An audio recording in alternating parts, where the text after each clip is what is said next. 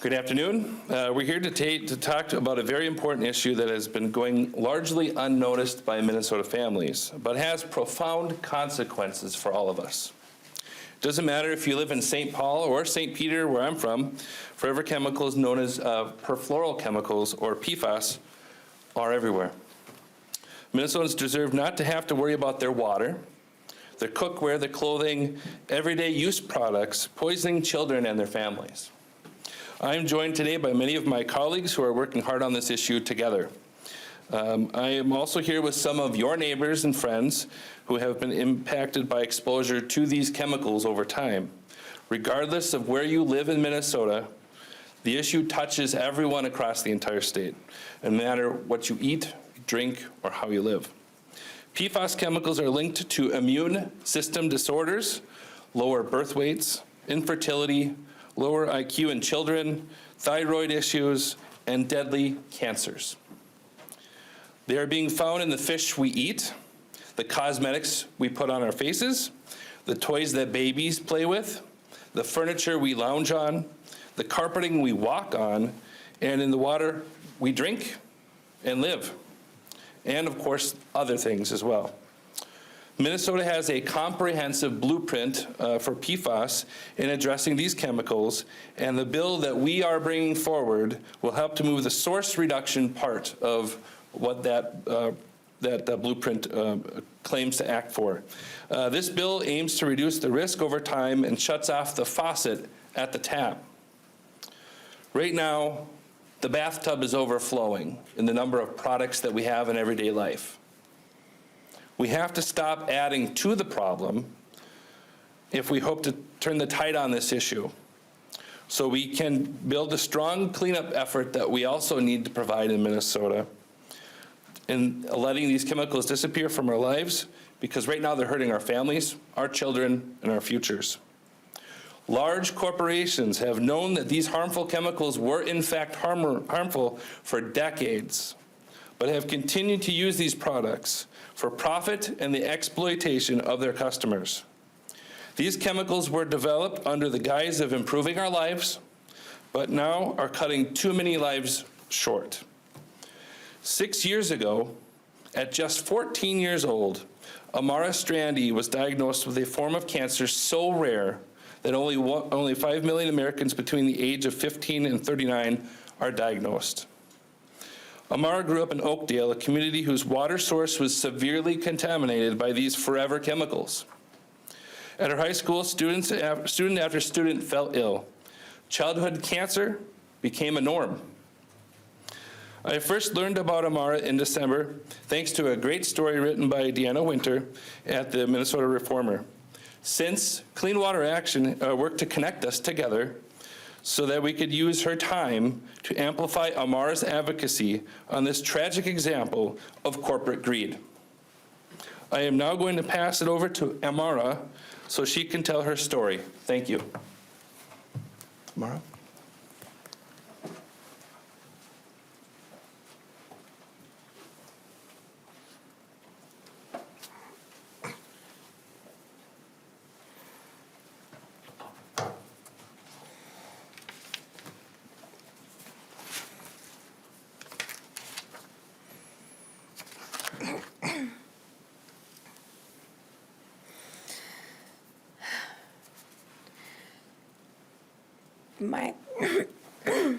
Excuse me. My name is Amara Strandy.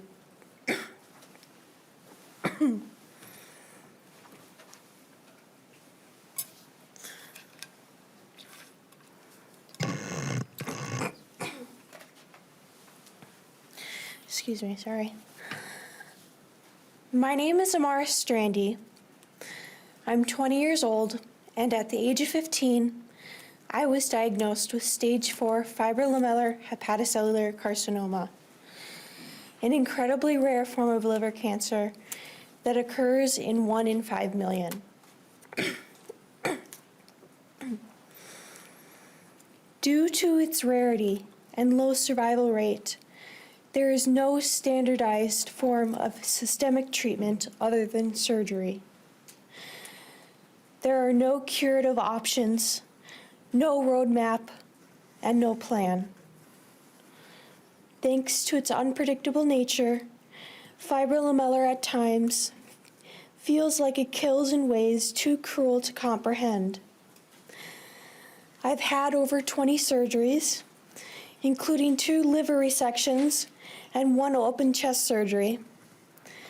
My first tumor weighed in at a hefty 15 pounds, putting me in a coma that lasted over a month. While my body underwent the horrors of surgery gone wrong, kidney failure, and over 75% of my liver removed, my mind went through a series of never-ending nightmares that felt all too real, haunting me to this very day through PTSD and a scar on my abdomen spanning more than a foot long. Since that time, I have undergone several rounds of chemotherapy and radiation that had no effect. I have had many surgeries that has kept the cancer at bay. 2022 was the year my cancer became unstoppable. Last spring, I learned that all 4 of the tumors removed in December of 2021, a surgery in New York City, all of them grew back, now worse than ever before. The tumor in the brachial plexus grew back, wrapping around my upper right side of my chest, fracturing my 1st and 3rd rib, with an additional tumor grown next to my heart. The pain it has created in my right hand is excruciating.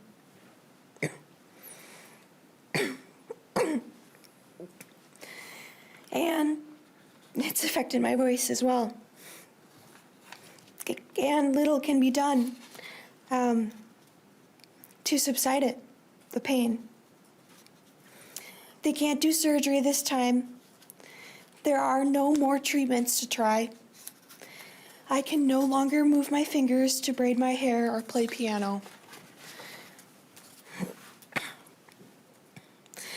Growing up, I lived in the 3M plume and attended Tartan Senior High School, where I met many classmates that were also directly affected by cancer as a result of what we now understand these chemicals to be, PFAs. When toxins in the environment hit a person's DNA at a particular vulnerability, a cell mutates, resulting in cancer or other serious illnesses. One of my cells mutated, and cancer began to grow. Unfortunately, people being subjected to dangerous chemicals unknowingly happens far too often. It's a repeated offense that has festered in our land, water, and bodies for decades. And despite public knowledge of said environmental waste dumpings, little has been done to clean up or hold those deemed responsible for the deadly cause and effect that has robbed my community. We have all paid a high price due to large corporations carelessly dumping known toxic chemicals. However, we have yet to see public health repaid for the time, money, and the emotional turmoil inflicted by these same chemicals at the expense of our lives. I have spent the last 5 years fighting cancer with every ounce of my being, and I will for the rest of my life. Corporations must stop the production of these toxins and be held accountable and pay for the damage they've done. Through no fault of my own, I was exposed to these toxic chemicals, and as a result, I will die with this cancer. My life has been forever changed by this disease, and the physical and emotional toll it has taken on me and my loved ones is unimaginable. But my story is not unique. In my community, I have seen neighbors and friends who have also been affected by these toxic chemicals. This is not just an individual problem, it's a community problem, and it's time for action to be taken. We need stricter regulations on the use of PFAS chemicals and more research to be done on the long-term effects of exposure. We also need more education for the public about the dangers of these chemicals so that people can make informed choices about the products they use. I also want to see the cleanup of these toxic chemicals and the corporations held accountable for their actions. The health and well-being of our communities should be a top priority, and we must take action to protect ourselves and future generations from the devastating effects of PFAS. I care about this issue because it has personally changed the direction of my life and the lives of those around me. PFAS robbed my sister and I of a normal childhood in our teenage years, but it is not just about me. It is about the health and safety of all of us.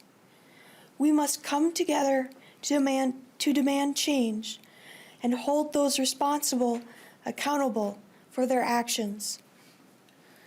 I urge all of you to take a stand against these toxic chemicals and demand change. Together we can make a difference and protect ourselves and future generations from the devastating effects of PFAS. Thank you. I would like to introduce to you my father, Michael Strandy.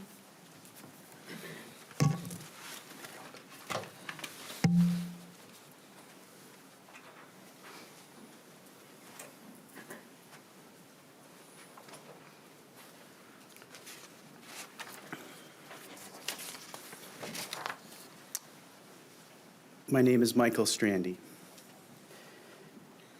Cancer has taken away more than Amara's health.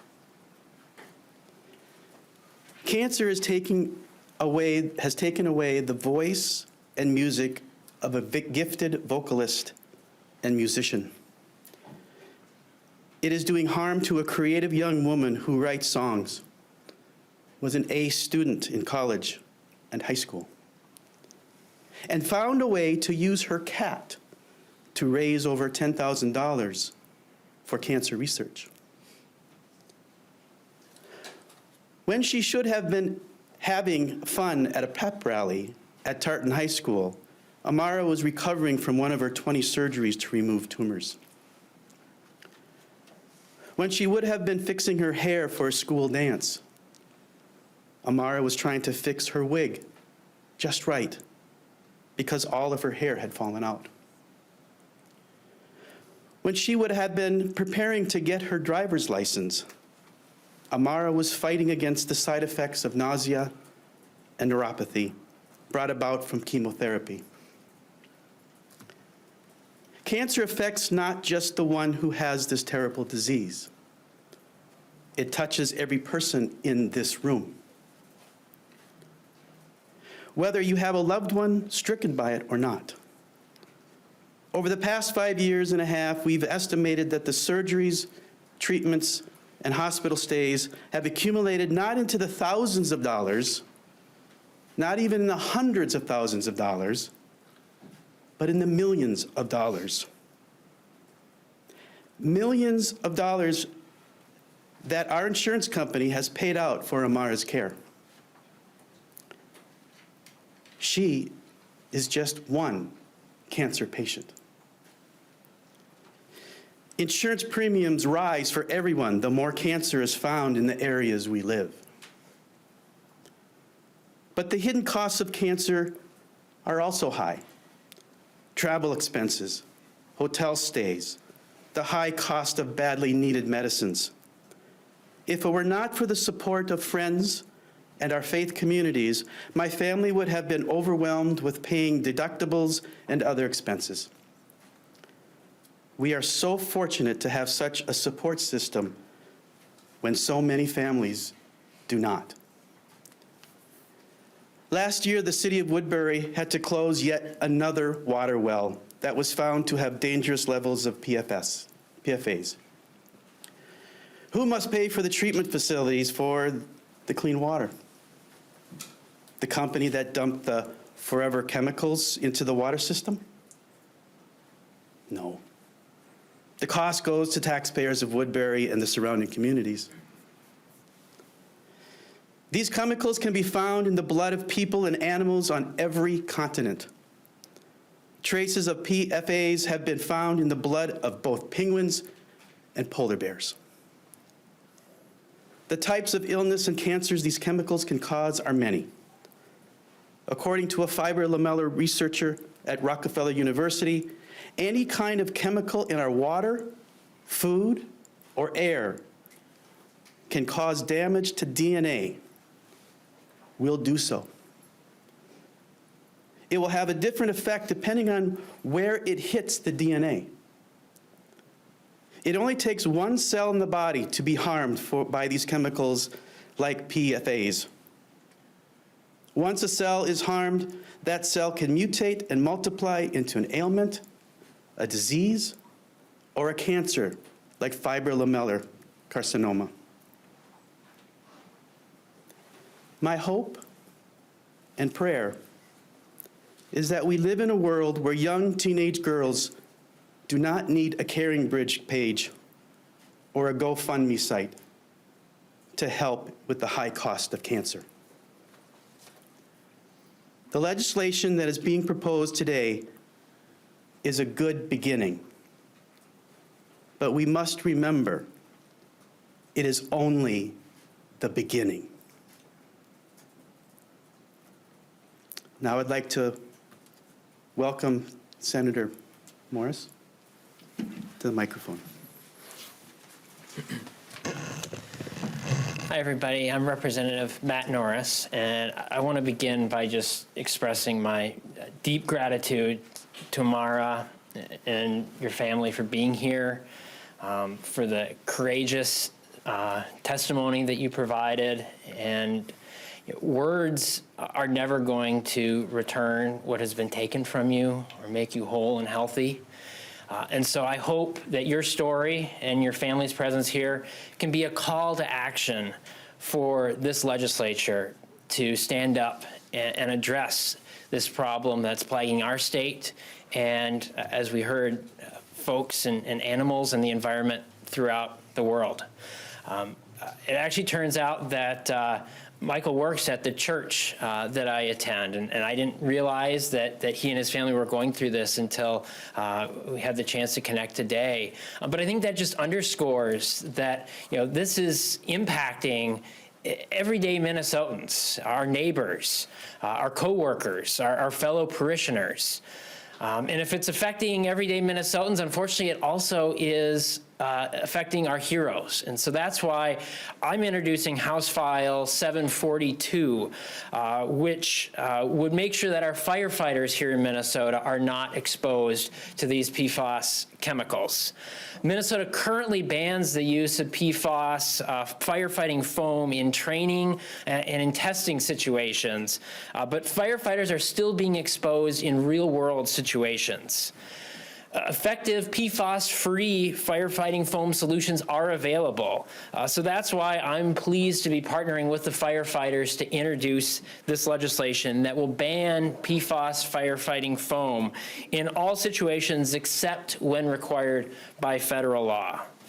We all love to profess our admiration and gratitude to firefighters, but I like to say that actions speak a lot louder than words. So this is the Minnesota legislature's opportunity to back up those words with action. And based on the stories we've heard today, we can't afford to wait. Now is the time for this urgent, common sense action to protect those who risk their lives protecting us. And now I'd like to turn it over to Representative Athena Hollins to talk about another piece of legislation to address this.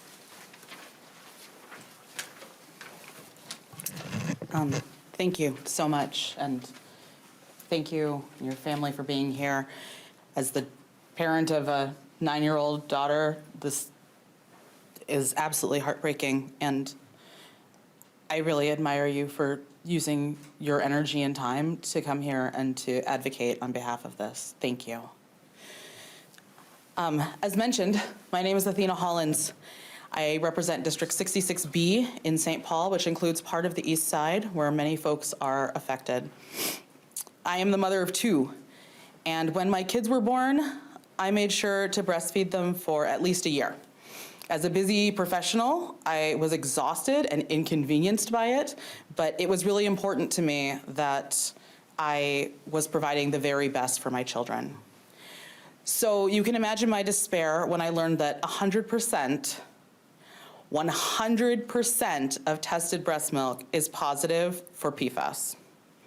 I was crushed, and I felt like I had let my babies down. PFAS has been linked to serious health problems such as cancer, hormone disruption, immune system suppression, and reproductive problems. Like most people, I trusted our government to protect consumers and ensure their safety. I didn't think I needed to research what kind of non-stick pan I was going to be using or where I should or shouldn't eat when I needed to grab a fast meal. But our government has failed us. We've allowed large companies to dictate what is available and allowable in our water, our air, and our food, and now we are forced to pay the price, all of us. This practice must end. That's why I'm proud to be the chief author of the PFAS Information Disclosure Bill. In this legislation, products with intentionally added PFAS that are sold, offered for sale, or distributed in Minnesota must submit notice to the MPCA commissioner no later than 30 days before the initial sale or distribution. The people of Minnesota deserve to know what they're putting into their bodies and what they're exposing their children to, and how they might avoid it. Requiring the disclosure of information isn't burdensome. Asking future generations to navigate a myriad of severe health risks with little to no recourse is irresponsible and unacceptable. I would now like to welcome Senator Kelly Morrison to the table. Thank you, Representative Hollins, and I want to echo gratitude to you, Amara, and to your family. Thank you so much for being here today. And thank you all for being here. I'm State Senator Kelly Morrison. I represent Senate District 45, which encompasses the Lake Minnetonka area in the western suburbs of Minneapolis. When I'm not a legislator, I'm a practicing obstetrician gynecologist, so I'm very interested in legislation that impacts public health, and I'm particularly concerned about policies that adversely impact pregnancy and women's health.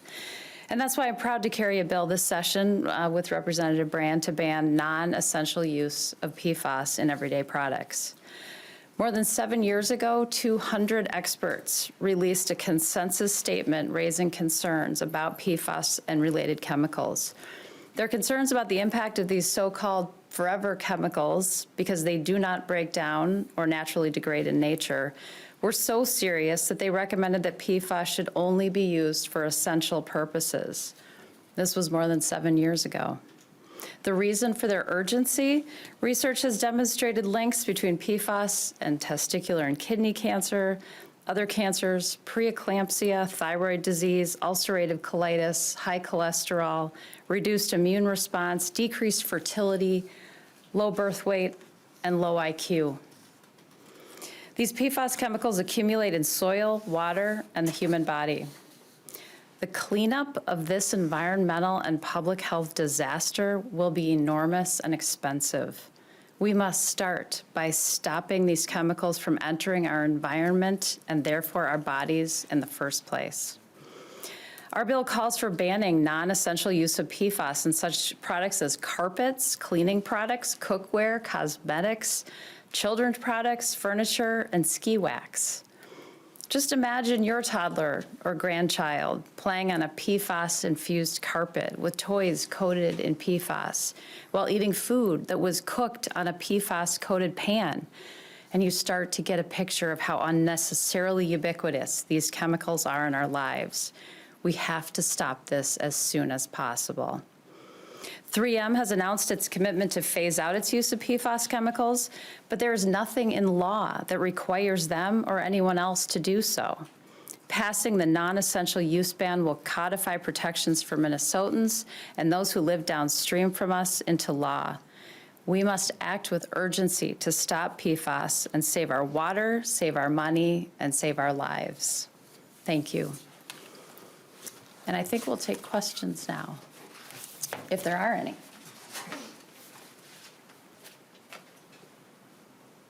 I have a question. Is there any plan to introduce a medical monitoring bill? I think Mr. Zhang might. Yes, and I'm working with the, I'm Senator Tu Zhang. I grew up in Maplewood. My 4 younger brothers all attended the same schools that Amara and her sister attended. I have a younger brother that is the same age as Amara. I graduated from Tartan. As shared with some of the advocates, when we were in high school, I didn't understand why we had such a big event for, Pennies for Patients, Relay for Life. And I soon came to understand that many of my classmates, they had friends, childhood friends from preschool, from kindergarten that was, they had cancer, was living with cancer. And so I'm working with the advocates. We're looking into a medical monitoring bill. Like what Amara and her father said, this is just the beginning. We're looking at a whole host of legislation that, can hopefully help heal our communities and, hold the companies accountable. Thank you.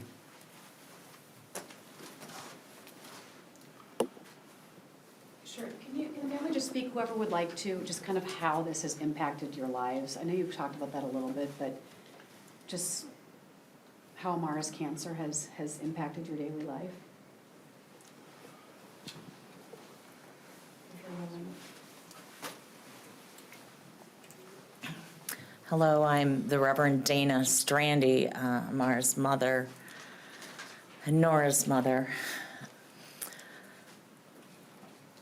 I don't know what life would be like. With the last 5 years, we have been to New York City twice for surgery, to Rush University in Chicago for surgery.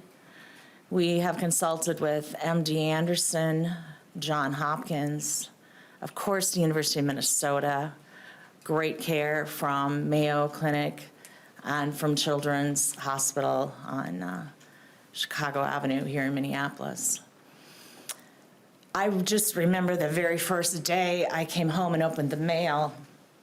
Amara actually was still in the hospital in a coma, and there was a bill from the hospital. It was $900,000. That was only for ICU.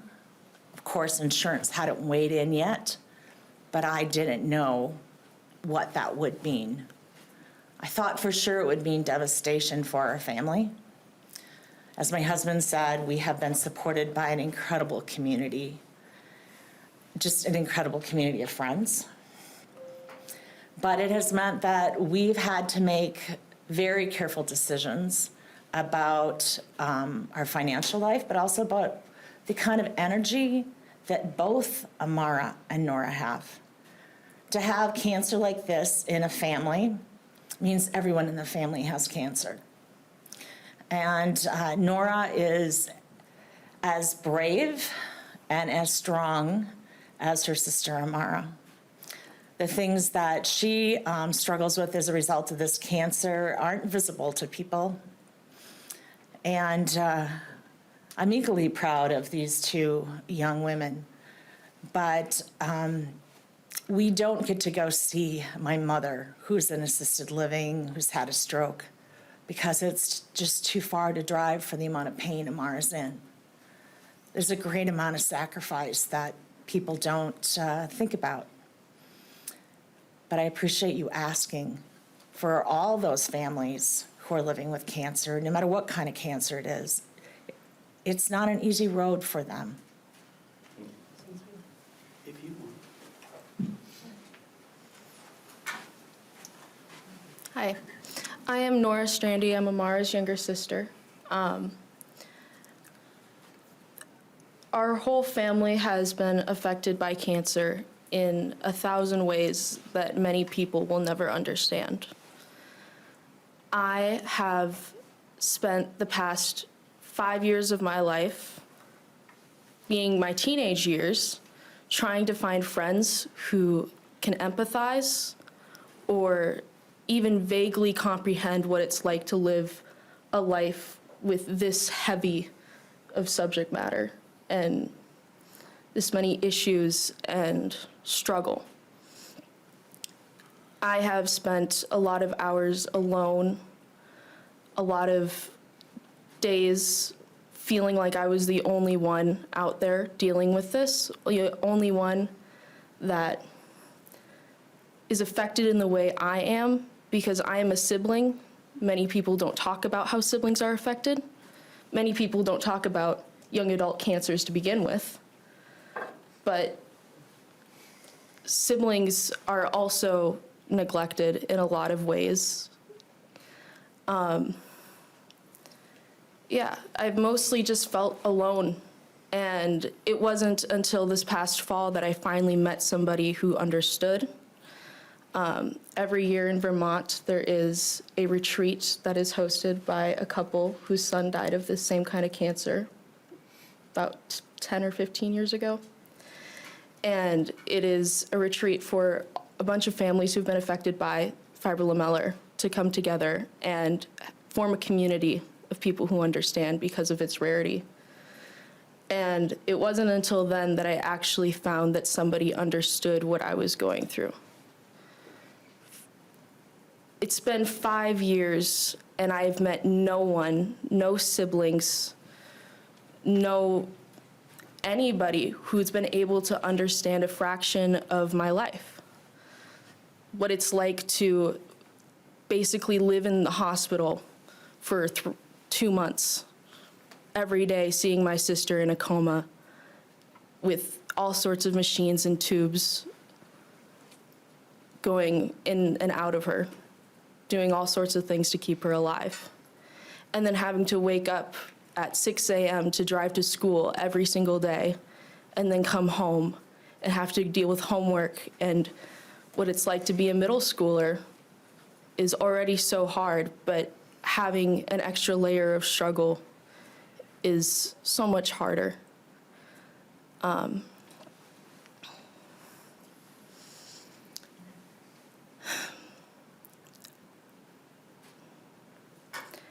I have had my own mental health issues and my own struggles that I have dealt with that I believe is rooted in having my sister having this cancer, because I feel both neglected by my community and the people around me many times, because no one understands what it's like to be a sibling of a teenager with stage 4 cancer, but also by the medical community. There are little to no resources for siblings. There's no way for me to reach out to really anybody. Children's Hospital in Minneapolis has a sibling center, but it is aimed for kids 8 and younger. So I've spent all the time at the hospital alone or in my sister's room, or when they had the teen room, hanging out with other cancer patients in the room that they had for teenagers, which they recently got rid of.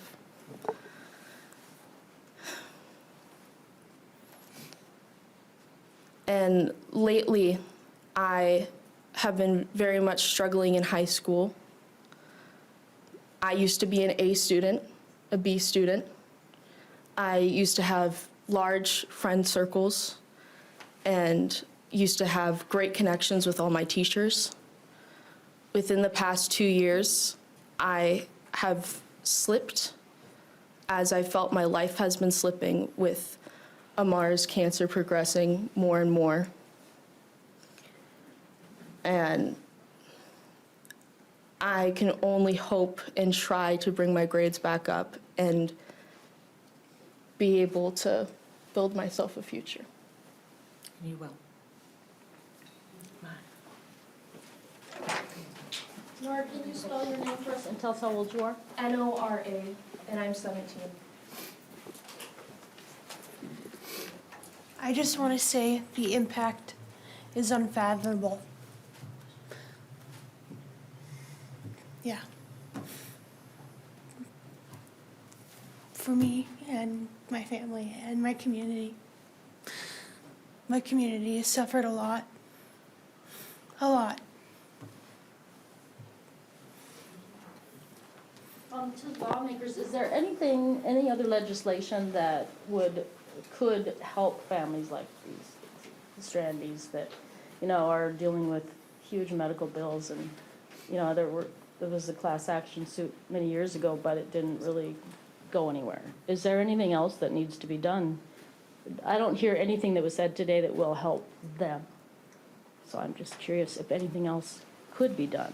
Yeah, that's a very fair comment. And I think that they spoke very eloquently about the financial burden that her cancer has placed upon them.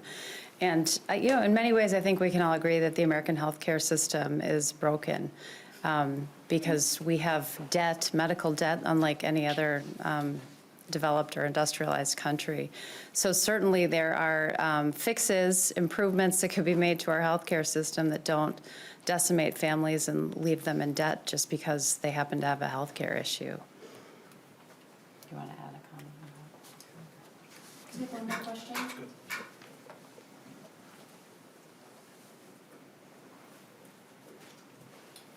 Thank you for your time. Thank you, Thank you both.